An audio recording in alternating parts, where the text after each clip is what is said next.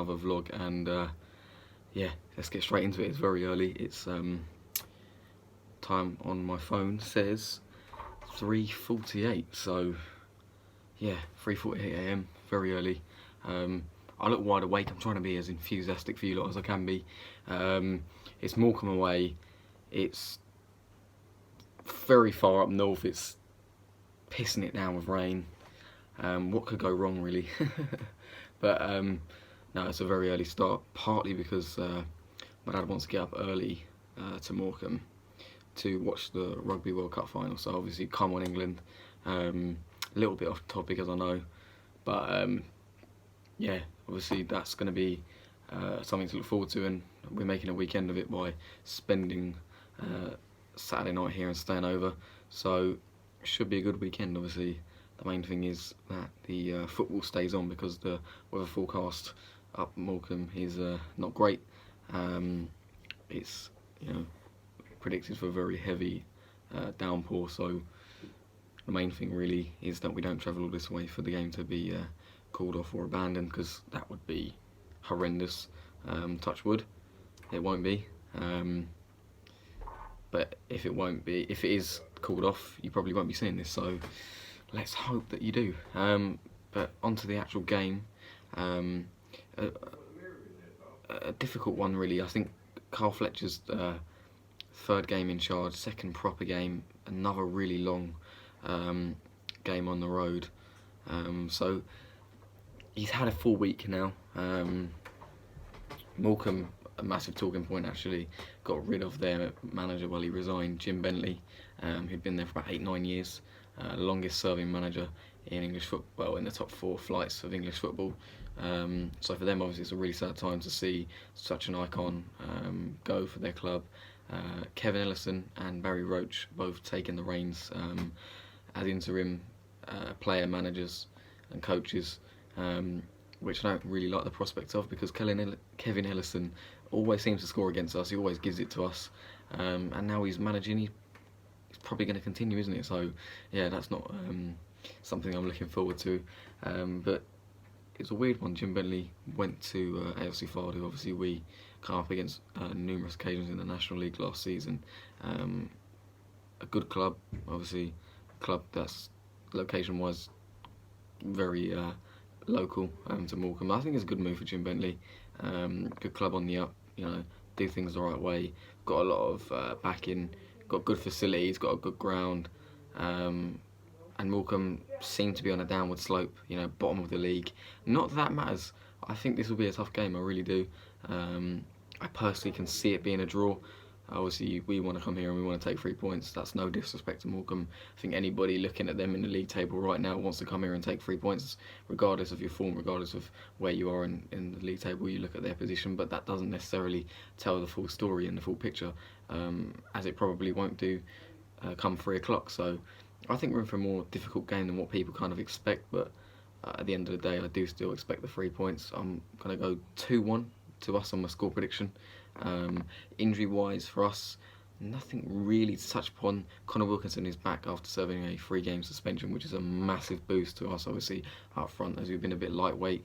Raul Sotiriou has gone on loan to Dover Athletic on a 1-month loan deal, which is a bit strange. I kind of liked him, the prospects of him. He hasn't really had the chance, but he looks good player. And us being quite lightweight up front is a bit of a surprise, and probably should have had a chance while, you know, Angle and Wilkinson have been out on the sidelines. But, you know, hopefully he does well there. McAnuff still unfit. Leyton's back in the team now, in full fitness, and so yeah, nothing really to report on other than that. So yeah, join me on this long away day to Morecambe. Should be a good one. Let's get to Morecambe, up the O's.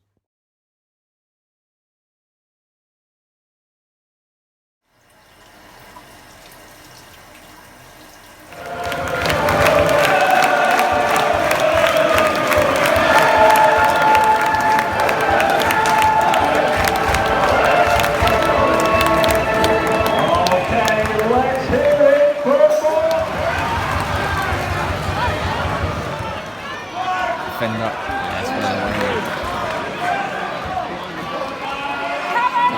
That's handball.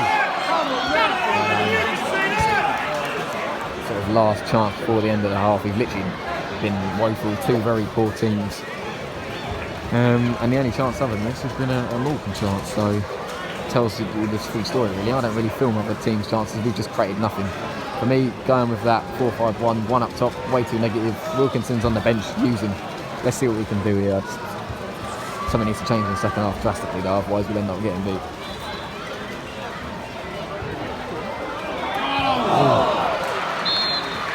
There's half time. Second half, no changes. Oh!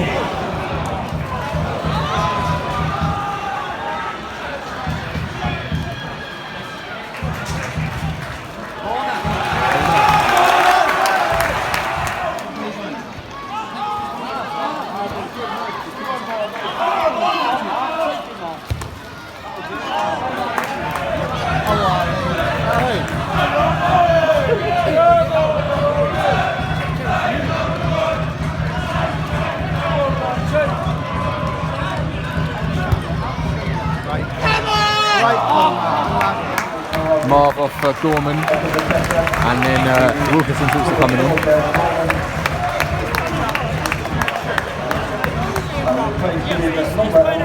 For Marsh, yeah, good sub.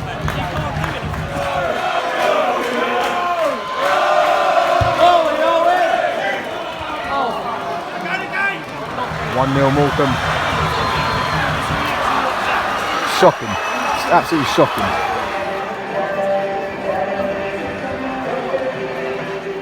After a very, very long and tiring weekend, I'm now back from the game. Very disappointed. I don't know where to start really. I think, well, as I always do, I'll break it down and put it into the context of the game and the 90 minutes, and starting with the first half.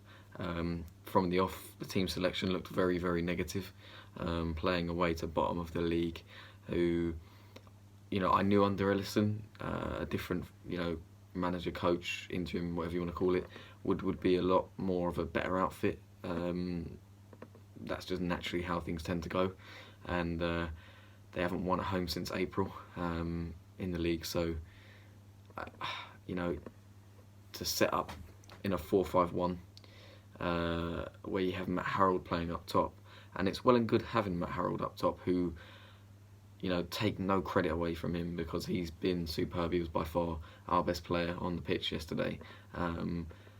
He's very old now. He's getting on a bit, and when you're playing Saturday, Tuesday, it does affect you. But when you're a lone striker, you're not gifted with much pace to get in behind, and you do win the flick-ons when the ball's sort of pumped up to you, and you've got nobody running in off behind you. You can't really be that effective. And we didn't get into any sort of dangerous areas where you thought, oh, okay, nice cross into the box, or this set up for a nice little shot or something, because that didn't happen. From the get-go, we were on the back foot, very negative. Wilkinson obviously back for selection, and to not pick him seemed a little bit strange, considering he's been our best striker this season. Was fully fit probably. And available for selection, and he was on the bench, and just playing with 5 in the midfield and one up top away at a team. And I'm not going to, this is not disrespectful, but on paper before the game were bottom of the league and hadn't won at home since April, it is just far too negative. I think even if you're a Morecambe fan, you're looking at it from our perspective, to come away, to you guys and then play one up top is very negative. It looked like we were set up for the draw, which, yeah, it's just not good enough. And we didn't create anything. We had a free kick in the first half right at the end, which I showed you, which came to absolutely nothing. I wouldn't say necessarily in the first half that either side deserved to be in front. It was two very, very poor teams going at it. Nobody had any sort of shooting boots on, and that's why both teams are in the bottom half of the table. So half-time 0-0 was fair. I'd say Morecambe were the better side. But I'd say the half-time, it was probably a fair result. We certainly didn't deserve to be in front, that's for sure. But after the second half, from the previous Saturday at home to Carlisle, where it had been so abysmal, then to be granted with that first half performance away at Morecambe, you know, it doesn't fill you with much sort of confidence or optimism. And going into the second half, you know, we were all saying it, you know, unless, you know, you change it, then, you know, the only way in this, you know, is going is we're going to end up in defeat. And he didn't change it at half time. You know, he did change it a little bit later on into the second half, but it was still at 0-0. But, you know, I just change it at half time when you know it's not going right. Just be more positive. You know, the thing is with that, you have an option to take off, you know, Clay, Wright or Marsh in the middle and literally go 4-4-2 and stick a striker and Wilkinson up front. And you didn't do that. Your substitutions have always looked very poor. And in the second half, we weren't, you know, any improved to what we were in the first half. I think some Orient fans have said we were worse. I don't think we were worse. I think we created a little bit more, but defensively we were worse, definitely. You know, we let them get at us far too easily. All right, the goal they scored was an absolute worldie, but you know, I'm not going to sit here and deny it. They would deserve to win the game on the reflection of the 90 minutes. They deserved the 3 points. You know, you could see in that kind of game there was little quality in it, and they edged the game. But if there was going to be a goal, it was going to take a good goal to win the game, and it did in the end. You know, Fletcher then sort of allowed us to sort of go higher up the pitch, because I noticed when, you know, we're defending throw-ins and set pieces and corners, he doesn't even stick one man, you know, sort of on the halfway line. He gets everybody back as a unit to defend, which means you can't really use the counter-attack effectively. It's just very, very negative. And then, yeah, we had a couple of chances afterwards to get maybe snatch a draw. Did we deserve it on the balance of play? No. Can't really argue with the result. I think what you can argue with is the players' performances and you know, yeah, all right. I've seen Orient fans, some couple say, "Oh, I want a refund on that." No, that's not about that. It's, you know, we pay our money, we go to these games, and we know full well what might occur. You might end up in a defeat, and more often than not, supporting a club like Orient, it does. But you know, you go there to support your team, and you know, all you want to see, all we care about, you know, all football fans will tell you that, you know, as long as you see your team give everything, give their absolute best, 100%. I could not care less if we got battered a bit by a better side, as long as we gave 100%. You know, that's all I'm asking for is that passion, you know, pride and commitment, which we had in abundance under Justin Edinburgh, and we've got absolutely none of it now. You know, this is the same team virtually out there that won us the National League last season, a team full of winners. And Fletcher, he comes out with some terrible sort of post-match interviews saying about how, like this week, you know, something about him, if, you know, I'd be a million, you know, it's the millionaire question, you know, on how to adapt to their changes and how to get a result. Mate, you're paid to answer these questions. You know, you've got to come up with a better explanation than that, and also about it being a good point home to Carlisle, because, you know, I've never been his biggest fan since he come in. I've let people know that on here. I'm not afraid to do that and speak my mind. But from what I've seen, you know, I was willing to give the guy a chance. I'm not being funny. Yeah, it's 3 games in. It's been absolutely atrocious. We've got worse. A manager coming in, this is meant to be the honeymoon period. This is meant to be the period when everything's a bit rosy and we kind of go up a bit. We've gone worse in the last few weeks. We've got smashed 4-0 at Plymouth. All right, that one is full. We drew 1-0 at home to Carlisle. We had a great first half where we pressed and looked brilliant. And the second half was awful. Could have quite easily lost that. And then we've lost this week. So we've got 1 point from possible 9 with him in charge.